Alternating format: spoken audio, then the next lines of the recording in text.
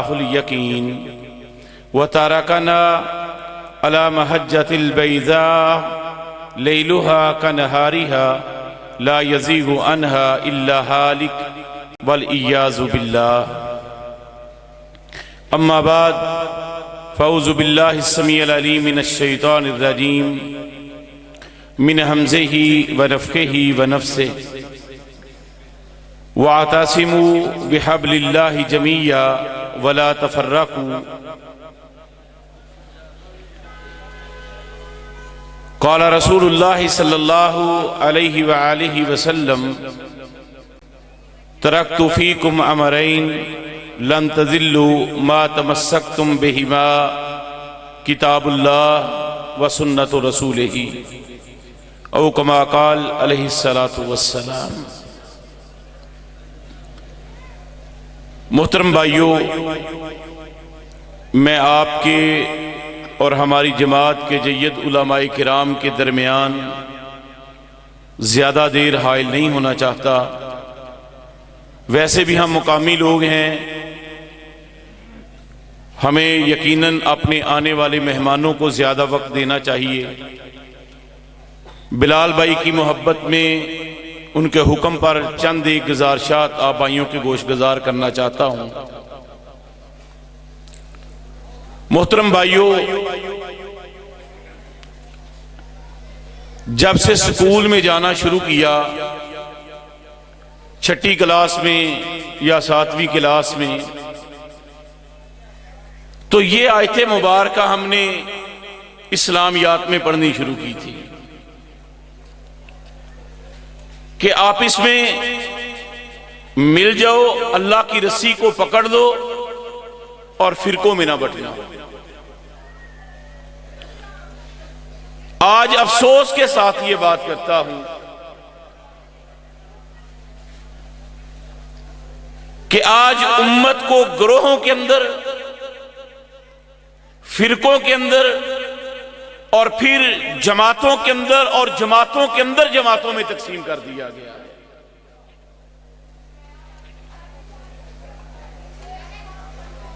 اس کا نتیجہ کیا نکلا کہ پوری امت مسلمہ تقسیم ہو گئی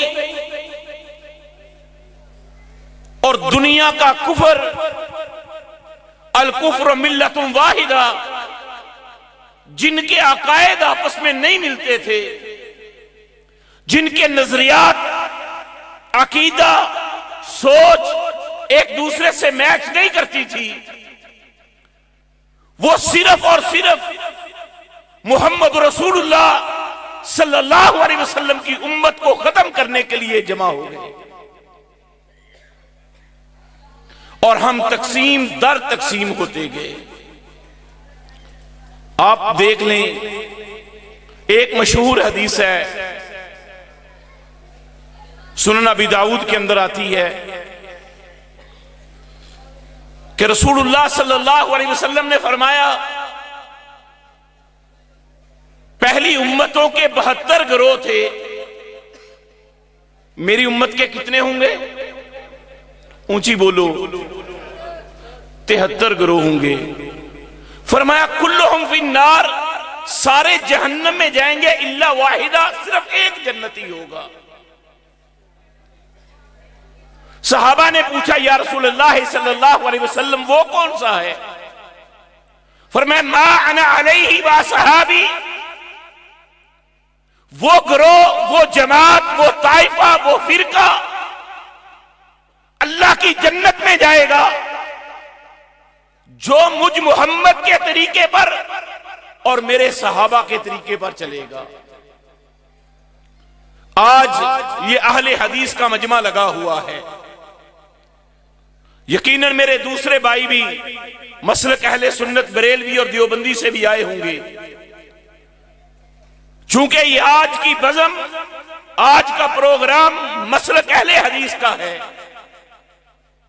تو میں اسی مناسبت سے یہ سوال پوچھنا چاہتا ہوں، اگر مجمع اہل حدیث کا ہے، یہ حدیث بیان کی جاتی ہے اور علماء جب بیان کریں گے تو ایمانداری سے بتانا وہ نجات پانے والا، وہ جنتی گروہ کون سا ہوگا؟ کیا خیال ہے؟ اہل حدیث کا مجمع ہے، علماء اہل حدیث کے ہیں، تو نیچے سے بھی یہی آواز آئے گی اور علماء بھی یہی ثابت کریں گے کہ اہل حدیث وہ جماعت ہے، وہ گروہ ہے کہ جو جنت میں جانے والی ہے۔ میرا یہاں پر پھر ایک اور سوال ہے، اگر اسی جگہ پہ مسلک اہل سنت بریلوی کا عالم دین کھڑا ہو، مجمع مسلک بریلوی کا ہو، یہی حدیث بیان کی جاتی ہو، تو جنت میں جانے والا گروہ کون سا ہوگا؟ وہ عوام جس طرح آپ نے ہاتھ اٹھا کے کہا، وہ یہ کہیں گے کہ جنت میں جانے والے، بات کی سمجھ آ رہی ہے؟ اگر یہی مجمع دیوبند مسلک کا ہو تو جنتی کون ہے؟ دیوبندی بنیں گے۔ لیکن میرے محترم بھائیوں، میرا سوال یہ ہے، اگر ہم سارے جنت میں چلے جائیں تو کسی کو کوئی اعتراض ہے؟ علماء کرام بیٹھے ہوئے ہیں، محترم جناب ہماری تحصیل کی پہچان رانا خلیق صاحب پسروری حافظہ اللہ تعالی تشریف فرما ہے، 120 صفحے محمد رسول اللہ صلی اللہ علیہ وسلم نے بیان فرمایا کہ جنتیوں کی کتنی صفحے ہوں گی؟ 120 صفحے ہوں گی۔ 40 صفحے پہلی ساری امتوں کی ہوں گی، اور امت محمد کے حصے میں کتنی صفحے آئیں گی؟ بولو، 80 صفحے آئیں گی امت محمد میں۔ ہم چاہتے ہیں وہ بس سارے وابیوں ہی کھڑے ہوں، دوجا کوئی بندہ انہاں صفحہ نکلوتا۔ اگر اللہ کی جنت اتنی وسیع ہے کہ ارضها السماوات والارض، کہ اس کی چوڑائی زمین و آسمان کے برابر ہے، اگر سارے امتی لا الہ الا اللہ پڑھنے والے جنت میں چلے جائیں، کسی کو کوئی اعتراض ہونا؟ میرے محترم بھائیوں، ہم نے ایک دوسرے پر کفر کے فتوے لگائے، ایک دوسرے کو برا بلا کہا، یہ جنت میں نہیں جا سکتا، یہ جائے گا، یہ نہیں جائے گا۔ میرا سوال یہاں پر یہ ہے کہ اگر اہل حدیث مسلک کا عالمی، عوام اہل حدیث مسلک کی ہے، بندہ اہل حدیث مسلک کا ہے، اور دنیا جہان کی کوئی برائی نہیں چھوڑتا، ہر عیب اس کے اندر موجود ہے، خیانت وہ کرتا ہے، شراب نوشی کرتا ہے، جوا کھیلتا ہے، زانی ہے، بدکار ہے، سود کے معاملات اس کے چلتے ہیں، کاروبار کرتا ہے تو لوگوں کو دھوکہ دیتا ہے، فراڈ کرتا ہے، جہاد کرنا تو دور کی بات ہے، کبھی نیت بھی نہیں کی، کیا بنے گا؟ اللہ کے بندو، آؤ قرآن و حدیث ہمارے پاس ایک ایسا مرکب ہے۔ محمد رسول اللہ صلی اللہ علیہ وسلم نے فرمایا 2 چیزیں چھوڑ کے جا رہا ہوں، ایک اللہ کی کتاب ہے اور دوسرا محمد رسول اللہ صلی اللہ علیہ وسلم کی سنت ہے، اور تمام مسالک کا اس بات پر اتفاق ہے کہ اللہ اور اس کے رسول سے بڑھ کے دوسری کوئی چیز ہو سکتی؟ صرف اللہ کی قسم، جہاں پر فرق ہے وہ یہ ہے کہ ہم پریکٹیکل لائف میں نہیں آ رہے، ہم عملی زندگی میں نہیں آ رہے۔ آج کی یہ دعوت محمدیہ کانفرنس، میں اس میں اپنے تمام بھائیوں کو یہ دعوت دے کے جانا چاہتا ہوں، اور بالخصوص اپنے آپ کو بھی، اللہ کے لیے اپنے دلوں کو ایک دوسرے کے لیے مخلص کر لیں، اخلاص ہمارے اندر ہو۔ اگر ایک سٹیج پر بیٹھنے والا، ایک مسجد میں نماز پڑھنے والے، ایک امام کے پیچھے کھڑے ہونے والے، اگر ان کے اندر سے بھی حسد، بغض، کینہ نہیں جاتا، تو محترم بھائیو یہ دعوت محمد کیسے پہنچے گی لوگوں تک؟ ہمیں جاگنا ہوگا، بیدار ہونا ہوگا، اپنا اخلاق اچھا کریں، کردار بہتر کریں، لوگوں کے ساتھ معاملات میں صفائی سچائی ہونی چاہیے۔ آج جس ملک میں ہم زندگی بسر کر رہے ہیں افراتفری کا عالم ہے، پریشانی ہے، سکون کہیں میسر نہیں۔ آخر اس کی وجہ کیا ہے؟ پہلے مذہبی فرقہ واریت میں ہمیں تقسیم کیا گیا، اس کے فوری بعد سیاسی فرقہ واریت۔ آج حالات یہ بن گئے کہ آج مسلمان کو مار رہا ہے، اور حیرت کی بات یہ ہے کہ گولی چلانے والا نعرہ تکبیر پڑھتا ہے، گولی کھانے والا زمین پہ گرتے ہوئے کلمہ شہادت کی گواہی دے رہا ہے۔ کدھر جائیں، کہاں جائیں؟ آج دنیا کا کفر اپنی سازشوں میں کامیاب ہو رہا ہے۔ یریدون ان یطفئوا نور اللہ، وہ اللہ کے نور کو مٹانا چاہتے تھے، وہ اللہ کے دین کو ختم کرنا چاہتے ہیں۔ آج انہوں نے اس کی بنیاد رکھی ہوئی ہے، وہ اپنے بچوں کو، اپنی آنے والی نسل کو یہ تربیت دے رہے ہیں کہ مسلمانوں کو مسلمانوں سے ٹکرا دو، یہ آپس میں لڑ جائیں، آپس میں بڑھ جائیں، تاکہ اللہ کے دین کو خطرہ ختم کر سکیں۔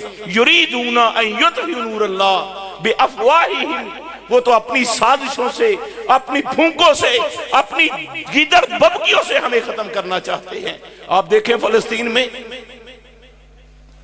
کیا ہوا،